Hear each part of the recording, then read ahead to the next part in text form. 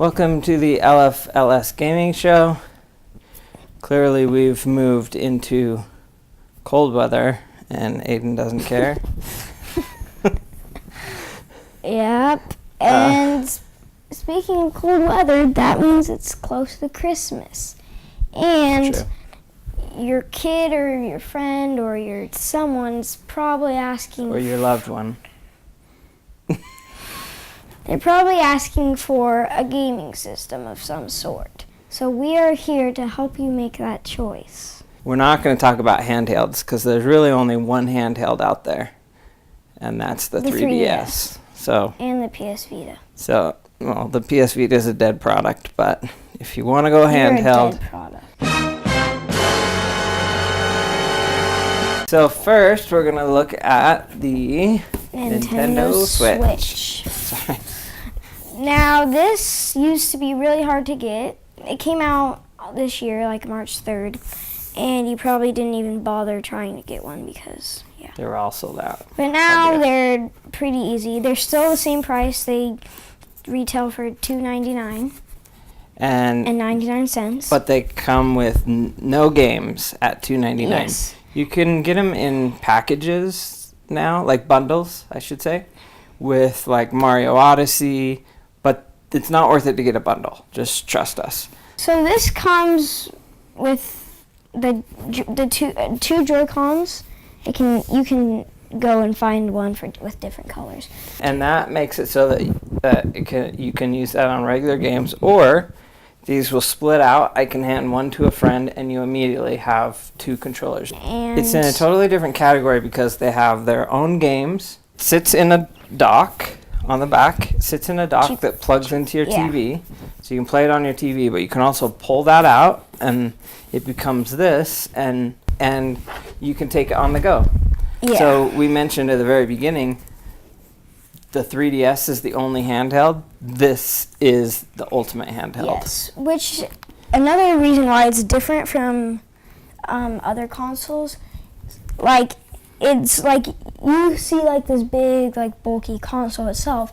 This, you look at it, there's really no console. Like this thing is the console. It's also touchscreen. Yeah. Only in handheld mode, obviously. It's definitely the least powerful of all the consoles. Oh, yeah. So graphics-wise, the graphics quality on all of the games are not as good as a big console, and that's to be expected because it doesn't have a big graphics card built in and everything like that. But the games that are on it are things like Mario that you're not going to get on any other console. They're things like Splatoon, Zelda. Yeah. You're not going to get those on any other console. They're exclusive Nintendo. There's Mario. a lot of like family games that you play. Yeah, this is definitely more family oriented. Yeah. We have a 6-year-old in our family, and she loves to play this. She can play it on her own. She can play Minecraft. And the other thing is that the 6-year-old and all the way up will play this and together. Yeah. Like even if you have like a 7-year-old in your family that wants a console, but no one else in your family really wants to do anything, this is still the best one for them. Because they're not going to understand the bigger consoles. And also, if it's just them and they just want to go play by themselves, like they don't have to like go turn on a TV, turn on a receiver, all that stuff. I mean, you can if you hook it up to a dock, but you can just, it's a lot easier to get into. Yeah. So next we have PlayStation and Xbox. These are kind of on the same level, but we'll tell you the differences. So PlayStation and Xbox are both consoles. We happen to have the Pro version and the X version, which are 4K versions of the consoles. But they also have the regular PS4 and the Xbox S, which are just the regular HD versions of them. So this retails at $3.99. This retails at $4.99. The Pro versions of them, the 4K versions of them. The PlayStation, it's regular just a normal PlayStation 4, retails at $2.99, and this retails like $2.50. At $2.50. But there'll also be deals on all of these consoles. Yeah, so obviously, like sales are coming up. So okay, let's just talk about PlayStation and their ecosystem in general, and Xbox and their ecosystem in general. In terms of like exclusives to different consoles, there are some. Like obviously the Nintendo Switch has tons of them. Like that's all yeah. they are. These two basically have the same games. And what I'd say, if you were basing your purchase between these two off of the exclusive games, I wouldn't do that because most of their there's stuff, not no like games that will like change anything. But Microsoft has their own game studio, so they do have some games. Forza Horizon, which is Forza, which is a racing game. Yeah. What's some other exclusives for? Yeah, there's not a lot for the Xbox. The PlayStation, I'd say I'd have more to name like in my head. They have Horizon Zero Dawn. Uncharted, obviously, which is probably the biggest one. Yeah, the whole Uncharted series, which is we've talked about, and it's amazing. Now, in terms of like 4K, I think the 4K is overrated. I think that these versions are overrated, and you can get an Xbox One S for half the price, and me playing, and I'm a kid, which is probably who you're buying for. I don't see a difference on it, honestly, between like an Xbox. Well, I do, but like not all games support the 4K anyways.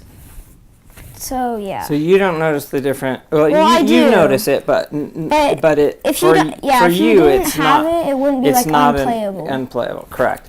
For me, I notice it hugely, but that's because I work in the video business. So there's some caveats with it. If you don't have a 4K TV that supports HDR, there's no reason for you to buy one of these. And even if you do, I still wouldn't buy them. Okay, you wouldn't. I would, but that's because I'm a video snob. Yeah. To Aiden's point, so Uncharted 4 we never played in HD. We just played it on. But it still had the most beautiful graphics. Really ever. beautiful. But that's why I say I'd probably wait on these. Yes. And not worry about it yet until, a year or two from now. Maybe this year you get a 4K TV.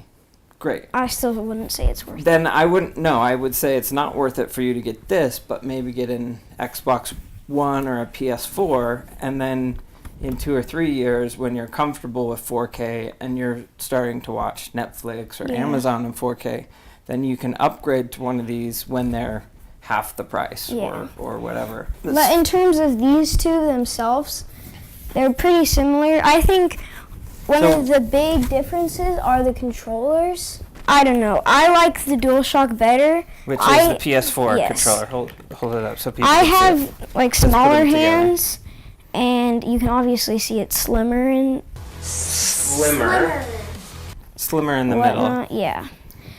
But they look pretty similar. The only big difference between them... They kind of have all the same buttons and everything. Is that just the D-pad and the left stick on the Xbox controller is switched to portray this one, which is why this one is so much smaller. And I honestly like that more than like this. The other thing is that this uses letters, so A, B, X, Y, and this uses shapes. Triangle. Yeah, but like...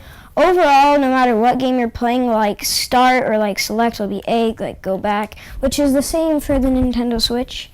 I just find for most games, it's easier for me to get across from things, probably because I have smaller hands. Okay, so yeah, that's all three of them. And we'll have different episodes for the Xbox, the Switch, and the PlayStation. So our Christmas gift giving is not over yet. Peace